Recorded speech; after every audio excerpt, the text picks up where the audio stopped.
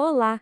Hoje a gente vai mergulhar a fundo em uma das promessas mais básicas de muitas tradições cristãs: a recompensa final no céu. Mas e se essa ideia, que é tão reconfortante, não for bem o que parece? Vamos investigar isso. Essa é uma esperança que molda vidas inteiras, né? A crença de que, depois de todas as dificuldades por aqui, uma morada eterna lá no céu nos aguarda. Essa imagem de paz e de recompensa, nossa, ela está muito enraizada na nossa cultura. Agora, e se essa promessa tão central não viesse exatamente das Escrituras, mas de outro lugar? Pois é, a fonte que a gente está analisando hoje propõe exatamente isso.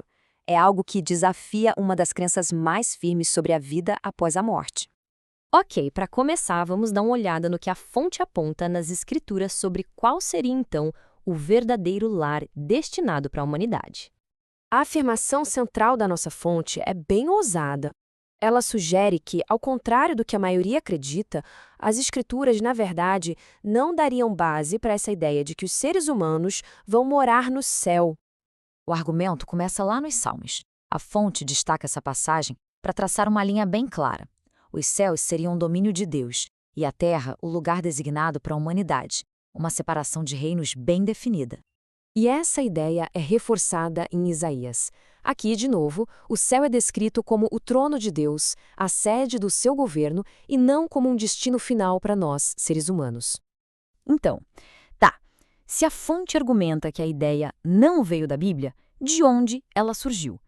A análise agora nos leva numa viagem pela história para tentar encontrar essa resposta. Essa é a pergunta que não quer calar, né?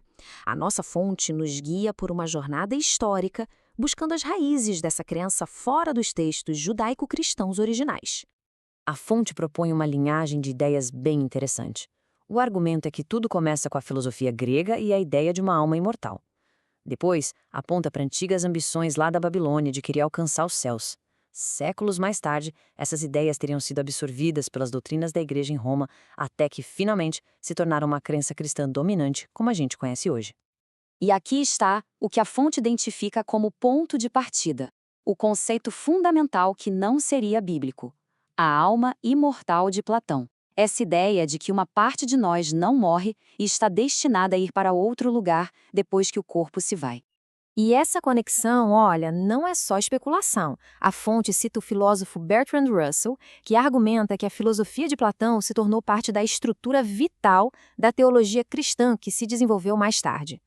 Com esse contexto histórico em mente, a análise volta para o Novo Testamento, para a gente reexaminar o que o próprio Jesus teria dito sobre esse assunto. Este é um ponto crucial na análise. O material pega passagens que são frequentemente usadas para defender a doutrina do céu e, basicamente, as vira de cabeça para baixo, sugerindo que elas, na verdade, dizem o contrário. A fonte aponta para essa declaração bem direta. E é importante notar que Jesus não estava falando com seus oponentes aqui, mas sim com seus seguidores mais próximos, quando disse que eles não poderiam acompanhá-lo ao seu destino imediato, que era o céu. Ah, essa é a grande questão, a objeção mais comum, e a fonte encara isso de frente. A passagem de João 14 sobre as muitas moradas é talvez a mais citada de todas para apoiar a ideia do céu. Então, como a fonte interpreta isso? Este slide resume o ponto central da divergência. A visão comum fala de subir, de ascensão. Já a visão apresentada na fonte é sobre descer. A ideia não é que a gente vá até as moradas, mas que as moradas venham até nós, aqui na Terra, depois que Cristo retornar. É uma inversão total de perspectiva. E isso nos leva diretamente para a visão alternativa da fonte sobre o fim dos tempos. Uma visão onde o foco muda completamente do céu para uma terra renovada. O conceito central aqui é o tal do reino milenar. Não uma recompensa lá no céu, mas um período de transição de 1000 anos em que a terra é restaurada, voltando às condições do paraíso, com Cristo reinando a partir de Jerusalém. Então, a fonte descreve uma linha do tempo profética bem clara. Primeiro, Cristo volta. Depois, os justos ressuscitam para reinar com ele aqui na Terra por 1000 anos, e no final desse período acontece o grande clímax de tudo. E este é o clímax. A fonte usa esse versículo do Apocalipse para ilustrar seu ponto final. A cidade celestial, as tais muitas moradas, ela desce.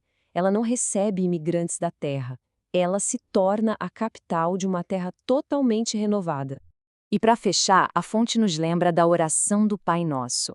O pedido não é nos leve para o teu reino, e sim, venha o teu reino.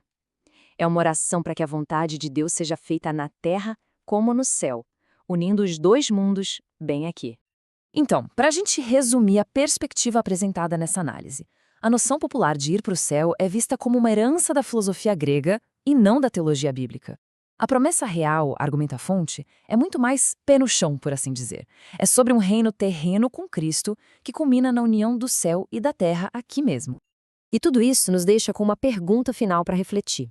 Se o objetivo não é escapar da Terra, mas sim participar da renovação dela, como é que isso muda o nosso propósito, o nosso jeito de viver, aqui e agora?